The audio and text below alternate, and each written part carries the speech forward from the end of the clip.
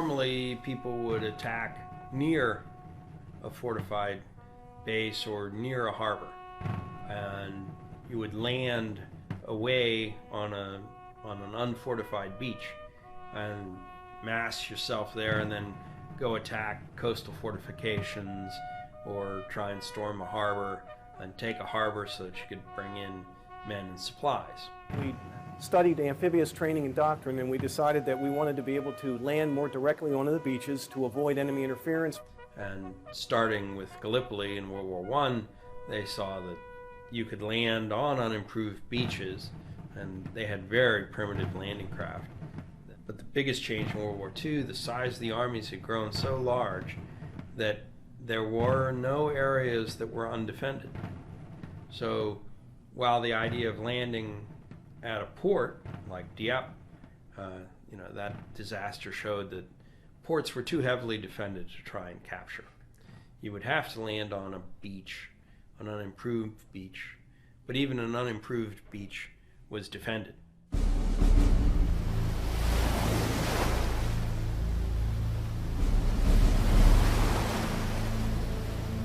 Andrew Higgins was a civilian entrepreneur who designed a boat in 1926 that would be able to work on the Louisiana Blackwater. And one of the things he saw when he came to New Orleans was a need for a boat that was able to land on an unimproved shore. In this area we had a lot of oil and we had trappers.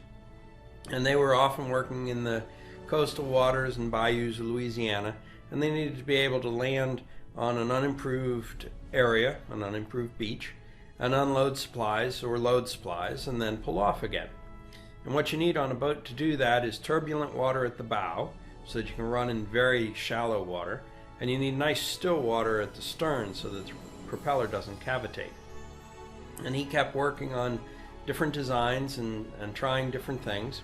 And the story goes that one day his crew was building a boat and they'd pulled some braces out of the inside of the boat before they were supposed to. The hull shape warped, and Higgins was very mad at them, and he said, "Well, go ahead and finish it." And it turned out that that was a shape that lent itself to turbulent water at the bow and still water at the stern.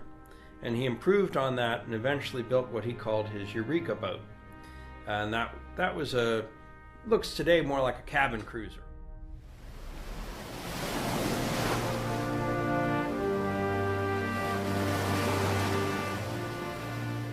Most of the most successful businessmen in the 1940s promoted themselves. If you sat quietly in your factory and waited for business to come to you, you didn't have any business and you went bankrupt. Higgins had great confidence in his product, and he went to great lengths to ensure that everyone knew he had that great product so that he could sell that product and advance it. And so he had this boat, and when he heard that the Navy was working on plans for landing craft, before this, Marines were still going ashore in longboats, and that just wasn't going to work. Everybody knew that was a bad idea, and so there were trials to come up with a new design. Higgins went with his boat, and the Navy thought, "Oh, what do you know about boats?" He created a competition between the Navy's idea of what a tank landing craft should be and his idea. And his idea was, in his judgment, much superior. So he recommended to the Navy Bureau of Ships that they have a competitive test just south of Norfolk, and it was a rough day. I was in a boat alongside the two that were tested, watching. They got the boats and they came out of Norfolk Harbor. It was a rough day, real rough, and turned south. And when they turned south, they got in the seaway. And the Navy boat almost upset. The crew hanging onto the boat, our outer skin of the boat. Higgins turned, went in, landed, retracted, landed again 3 times, no problems. They changed the contract for 1,200 boats and gave it to Higgins, then and there. Captain Victor Krulak, U.S. Marine Corps. As many industries did, they did start out small, and as they got contracts, they grew and grew and grew. So the first boat he came up with was classified as the Landing Craft Personnel Large, which didn't have a ramp on it. The LCPL has several bulkheads across the vessel so that the troops aren't all sitting in the troop compartment at the beginning. So either you jump off towards the stern or you have to get up and move forward across, the engine was right in the center of the boat. And unfortunately, the men had to clamber out over the sides, which made them vulnerable to enemy fire. So they decided to modify it by incorporating a ramp so that the men could literally advance directly out of the boat. There are various stories of how the ramp came about. One of them indicates there was a Marine who was in China and saw a Japanese landing craft with a bow ramp and sent pictures of it back to Washington, and this eventually filtered back to Higgins. And so eventually they do end up with the LCVP, Landing Craft Vehicle and Personnel, which is built with a bow ramp, and that's the classic Higgins landing craft.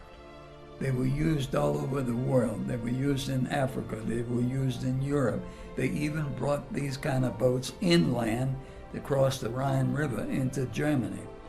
We use the LCVPs for a variety of missions, and one of them was logistics. We were able to use them from ship to ship, from ship to shore. We transported supplies, ammunition, food, medicine, fuel, casualties. We evacuated prisoners, civilians. We helped them with humanitarian assistance. When you look at World War II, there were more casualties in the 8th Air Force than there were in the United States Marine Corps. Of course, when a B-17 or B-24 is hit, it's headed down and everybody on board, sometimes 2 or 3 men would get off, but often the whole crew is lost. If 10 Marines hit the beach and a shell goes off near them, 2 or 3 might be killed and the rest might be wounded, but they can very quickly, in relative terms, very quickly be gotten off the beach and back to a hospital ship. LCVPs were actually fitted with a rack that was, it was 2x4s that fit in slots so that you could double deck the stretchers when they were bringing people off the beach. They could bring, of course, people who were mobile or stretchers. There was a lot of space inside. It was easy to load them through the ramp. And oftentimes they would go back either to hospital ships or LSTs. And LSTs, once they had dropped their loads of tanks or trucks or whatever, were set up to be hospital ships. They often contained extra doctors and things, with the understanding that they would be a portable hospital, provide early care, first on, and then when they were full, they would go back, in this case, to England or go back to some rear area. The LCVP made a great small barge, small lighter, self-propelled, lots of cargo space, could move material between ships, from ship to shore. We used to pick up supplies and bring it to the island, and they would put it in storage. And if a future ship needed any particular supplies, they would call it in, and they would put it in cargo nets and have it available when the ship arrived. And then they would put it in the landing craft, would bring it out to the particular ship that ordered it. They'd put a hook down, would hook up the net, they'd put it on the boat, ship, and when they completed, give us the net back, maybe pick up a second load, and that's how it was done. Over 20,000 LCVPs were produced, and I believe the figure is that over 98% of the craft in the Navy were Higgins design. Many of which were built by Higgins, but Higgins did have other plants that were using his designs. So, the vast majority of vessels in the Navy were Higgins. And thus they had the development of the Landing Craft Vehicle and Personnel, LCVP, which General Eisenhower pointed out was one of the most important Allied inventions of the war.